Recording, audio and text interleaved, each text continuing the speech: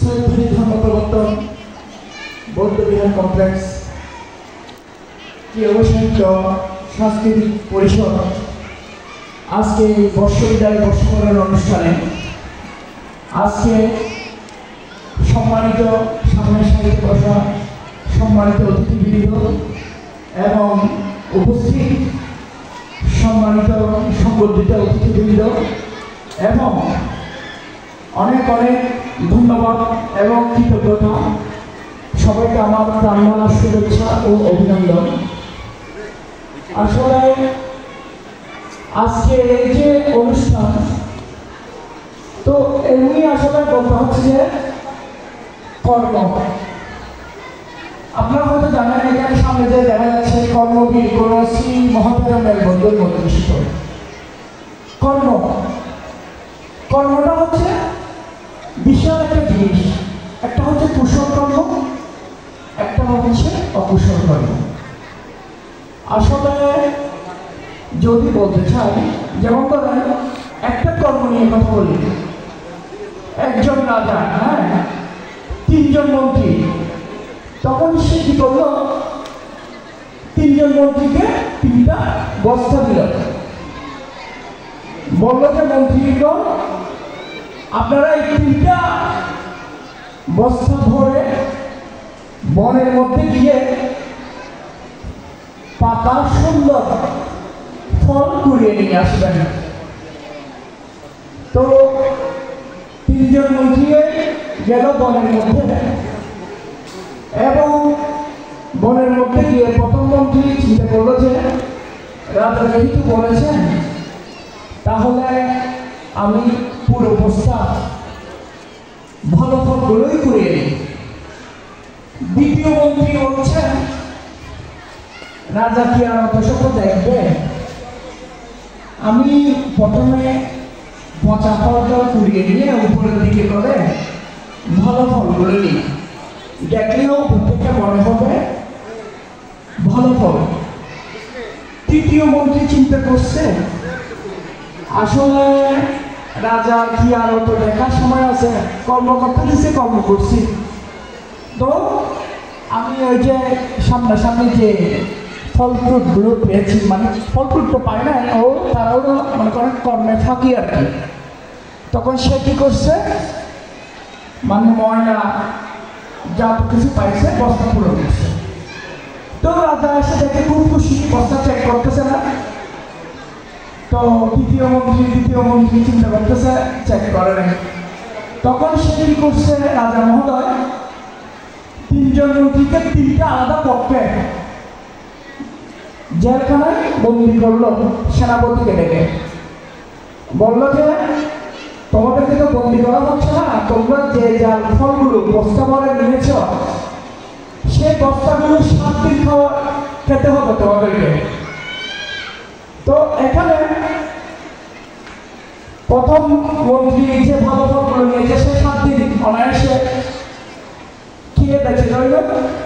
দ্বিতীয় জন কি করলো, মানে অর্ধেক প্রথমে সুস্থ ভালো ফলগুলো খেল, বাকি 5 দিন পচা ফলগুলো খেয়ে অসুস্থ হয়ে গেল। আর তৃতীয় জন সে তো ম্যানের ফল, কর্মে ফাঁকি, সে কি করলো অনাহারে ওই যে কর্মে ফাঁকি দেওয়ার কারণে সে কিছু খাইতে পারে 7 দিন পর মারা গেল। তো এখানে আজকে যে শ্রদ্ধেয় কর্মবীর কর্মশ্রী মহোদয় এই যে কর্মগুণে এই যে সবাইকে আমাদের সামনে উপস্থিত আছেন, আরও মনে করেন সম্মানিত বিহারের সাধারণ সম্পাদক বাবু অশোক তালুকদার এবং সামনে বসে আছে জনাব নুরুল আমিন চেয়ারম্যান সাহেব, সামনে বসে আছে দাদা বিপদ দাদা, সুজিত দাদা এবং মঙ্গল জেঠু এবং জগতালয় বলল। তো আজকে ওনারা যে এত সুন্দর সামনের সাথে বা এই যে গলা, এগুলো বড় কথা নয়, এগুলো হচ্ছে কর্ম। বৃক্ষ তোমার নাম কি, ফলে পরিচয়। তো আজকে যে এখানে বসা আছে শ্রদ্ধেয় কর্মশ্রী মহোদয় এবং সৈয়দপুরি সাংস্কৃতিক পরিষদ আজকে আমাদের যে সম্মান দিয়েছেন, তো একটা কথা হচ্ছে যে মনে করেন যে দেশে কিন্তু গুণীর সমাধান নেই সে দেশে কিন্তু গুণী জন্মগ্রহণ করতে পারে না। আর এই যে আমাকে বলতেছে না মানবতার ফেরিওয়ালা, আসলে আমি এগুলো শোনার জন্য না, আমি অতি সাধারণ। আমি সবসময় একটা জিনিস চিন্তা করি, জীবে প্রেম করে যেজন সেজন সে বেশি ইচ্ছে। হয়তো আপনারা আরেকটা কথা বলতে আমার সাথে মতের অমিল হবে।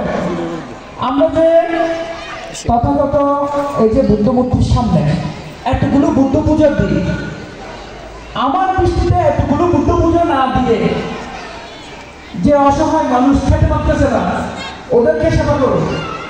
আমরা কিন্তু চাইলে যাত্রার অবস্থান থেকে মানুষকে ক্ষুধা দারিদ্র মানুষকে আমরা অল্প অল্প করে সাহায্য করতে পারি। আমি নিজে 2,000 টাকা 3,000 টাকা পাঞ্জাবে না পড়ে অল্প দামি করলাম, বাকি টাকা কি অন্য গরিবকে দিলাম। তো এখানে কথা হচ্ছে যে আপনারা হয়তো দেখতে পাচ্ছেন, আপনারা মনে করেন চেষ্টা এবং চেষ্টায় সাফল্য। আজকে আমাদের এই যে কর্মবীর কর্মশ্রী মহোদয় মনে করেন আপনারা হয়তো এখানে অনেকে জানেন না, আমি আগেও বলেছি, যদিও বারবার বলতেছি এজন্য আমরা এখানে যেখানে মঞ্চ আছে এখানে একটা ছোট্ট লেখক ছিল, উনি একাগ্র প্রচেষ্টায় সমগ্র দায়িকাদের নিয়ে আজকে একটা সরকারি ভগবতার বৌদ্ধ বিহার কমপ্লেক্সে উপলব্ধ হয়েছে। শুরুতেই সতর্কতা এবং কৃতজ্ঞতা, এগুলো আসলে এক একটা মাইল হলো।